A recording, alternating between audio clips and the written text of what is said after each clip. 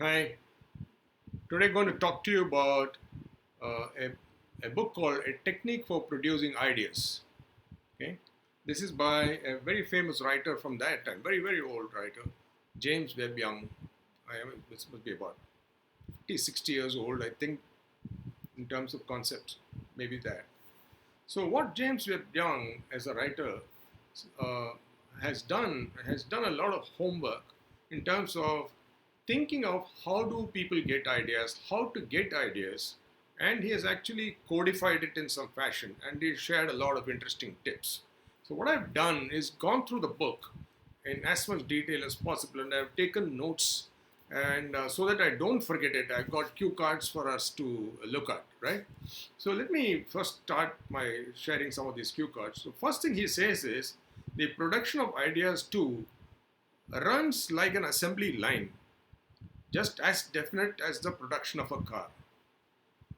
So it's not a matter of chance, I think. It is a matter of chance. There is some ignition happening sometime, but there is a lot of preparedness. There is a lot of work to be done before. So you have to be constantly preoccupied with the brooding quality of speculation.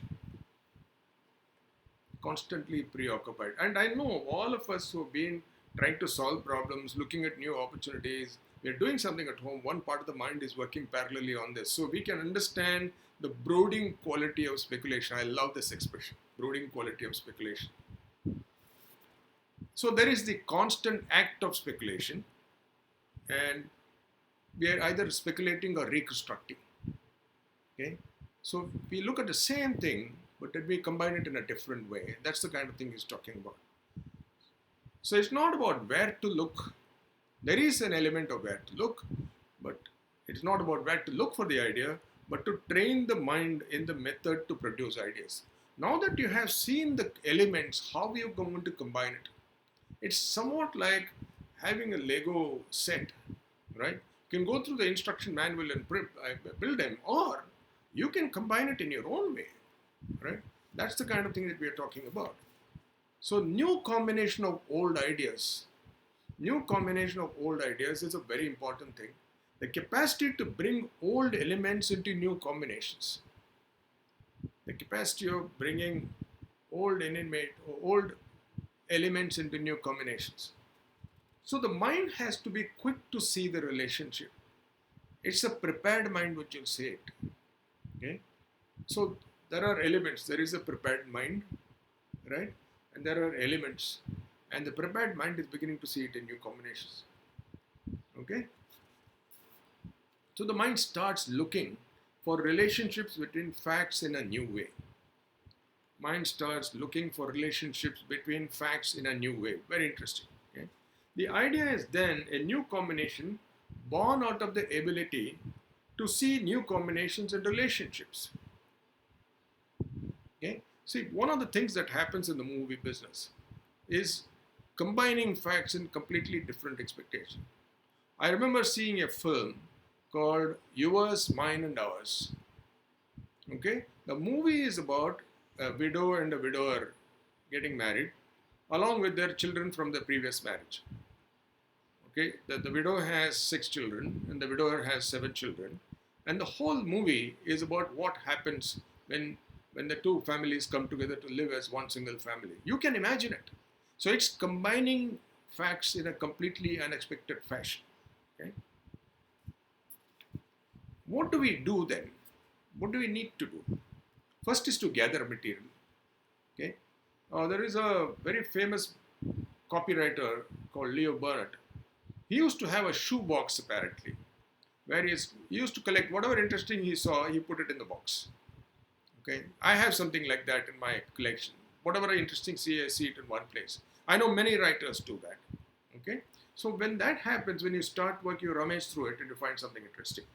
Okay, so you put specific things to the task and general things as well. Create separate folders if you like, or create separate compartments if you like, whatever you want to do that. Gather insights about people, interesting facts and motivations, even quotations. I mean, if you have a book of quotations, or if you're searching something and you come across an interesting quotation on the computer, you can do that. Now, you don't have to have a physical box. You create a separate folder on your computer. Okay, it could be on your desktop or it could be in your documents, wherever it is. But when you want to work on a project, you can go to the folder and look for stuff, right?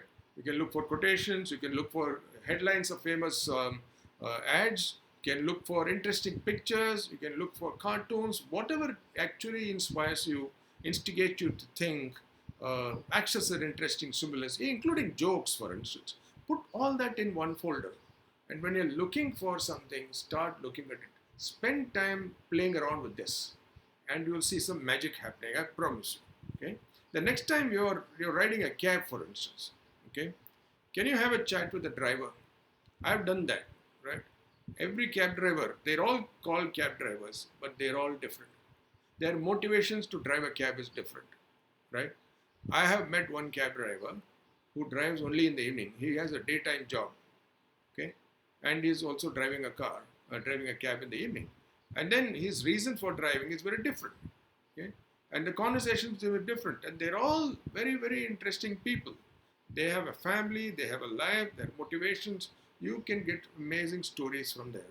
Their attitude to safety, everything. Okay. Now there is, I mentioned about cab drivers. I found a cab driver in Chennai, for instance. As soon as I got into the car, he was just keeping quiet. He was not starting the car.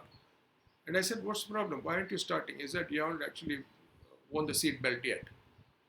Okay. I mean, how many cab drivers do this? Interesting, isn't it? Okay. The next time you ride a cab, as I said, have a chat with the cab driver. Do that with 6 cab drivers, and you'll find out what they're not the same. You'll find what are the similarities and what are the differences, and what are the insights that you can get, and you'll get some amazing stories as well. Okay, so the mind is like a kaleidoscope. He said a kaleidoscope, I think. No, it's a kaleidoscope. Now you keep combining, changing the facts, and you see different patterns. So that's the point. Mind must be trained to look for it. Okay, look for combination, look for options, look for things that you've not seen before, kind of stuff. That's what you need to look for, right? So combining things in new ways, you must allow time to play with it. You must allow play time. If you're in a hurry, it's a different issue. But if you're able to give yourself the time and no disturbance, play around with this, no phone calls, nobody comes to see you. Find your own time of the day when your mind is the freshest. There are some people who are early morning people, some people are late night people. You figure out your own time. You figure out your own body rhythm. Okay. So an ad is a construction of a new pattern not seen before. This is an ad writer, so he says an ad is a construction of a new pattern not seen before. Okay. If you remember, there was an ad for Luna, right? And there is a scene in Sholay where Hema Malini drives the horse, says Chal Mere Danno, whatever it is. And the headline for Luna came as Chal Mere Luna. So this combination is the kind of stuff that we are talking about, right? So what we're looking for, we're looking for facts, we're looking for behaviors, we're looking for attitudes, all based on your observations. Your observations. Because the way in which you see it, based on your life experience, based on your education, your point of view, is likely to be different from anywhere else's thing. That too is useful, that's available. But you please keep this, right? Collect all this in one folder in your computer, and every time looking for an idea, spend some time, at least about half an hour, 45 minutes. If you're writing an article, for instance, you can look for it sometime. If you're writing something else, if you're writing a speech, you get a lot of stuff. Collect all sorts of stories, jokes, quotations, fun stuff, right? Pictures of unusual pictures that you noticed. And nowadays, it's so easy to take pictures, right?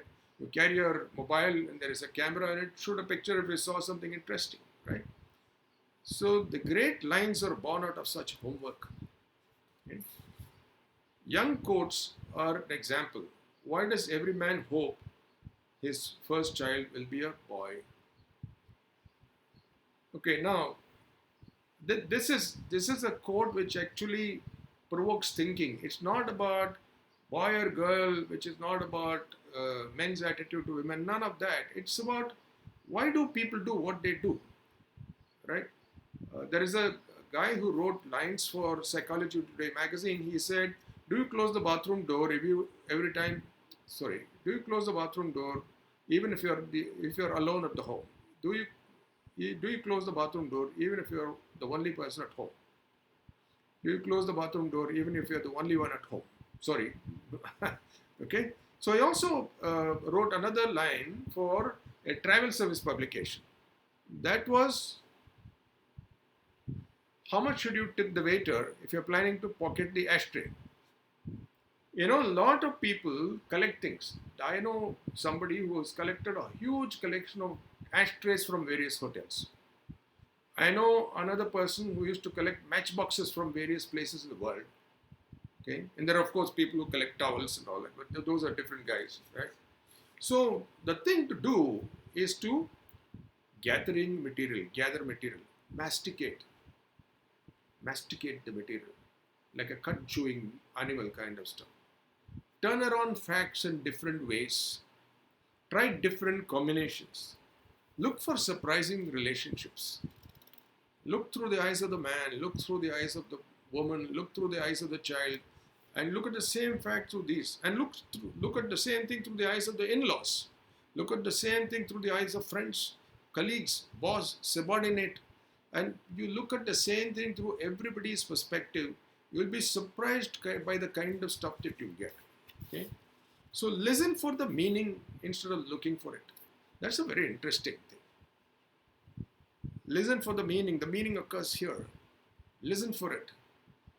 Just look for combinations and you'll get the signals. You get the meaning, right? So this is a thing that you can actually develop, right? So be kind to the tentative nature of the ideas that appear. Let them be crazy, incomplete, whatever, capture it. Be kind to the tentative nature of the ideas. He's saying tentative nature, I call it fragile nature of the ideas. It can break very fast. Nature of the ideas that appear. Let them be crazy, incomplete, but capture them. Okay? Now take a break. Get all the things you have gathered and let that cook in your unconscious mind. Give yourself a day or two before you convert that into an article, an ad, a speech, headline for a mail that you're sending to somebody, whatever it is, but let us cook. At this stage, turn to whatever stimulates your mind. Theater, music, a detective story, a movie on the net. So you just cut yourself away from what you have done, get into activities that gives you joy, that makes you feel relaxed, and you'll see some magic happening. You're watching the movie, one part is actually massaging all the stuff that you've collected, right? Then wait. The idea can appear, may appear, or will appear while you're bathing, taking a walk, when you're half asleep, half awake. In the middle of the night, you're getting up to have some water and it can flash, right? Stay tuned is a mantra. Stay tuned. Whether you're asleep, whether you're awake, whether you're talking to somebody, when you're listening to something, when you're watching a movie, when you're listening to a concert, stay tuned. Because the idea will come unannounced. Okay? Ideas come after you have stopped straining for them. Okay? Through a period of rest and relaxation. And from the rest, from the search. Okay? So here are a few steps that James Webb Young has suggested. One is gather materials. Work on those in your mind. Let the subconscious work on it. Let the idea be born. Natural birth. Okay? Shaping it, making it useful. Okay? So this is it. This is the nature of ideas. This is the nature of producing ideas. The most important thing that I learned in this whole process is to be patient. Is to be kind to ourselves. Be considerate. Don't be impatient. Don't be judgmental. Don't worry about whether the idea is good, bad, or indifferent. All that will happen later. But sooner or later you'll get it. But you need to train the mind to be like a good receiver station. Stay tuned all the time. Stay tuned 24/7. Because an idea is like uh, unannounced visitor. It will come anytime. It may not even ring the bell. You got to be ready. You got to be listening to the footstep at the door, and then you must be able to open the say, okay, come in. Right? That's the nature of an idea. So have fun, guys, and see what you can do to generate ideas. Use James Webb Young's techniques that I've shared with you. I think the book is still available on Amazon. Take a look at it if it is possible. Have fun.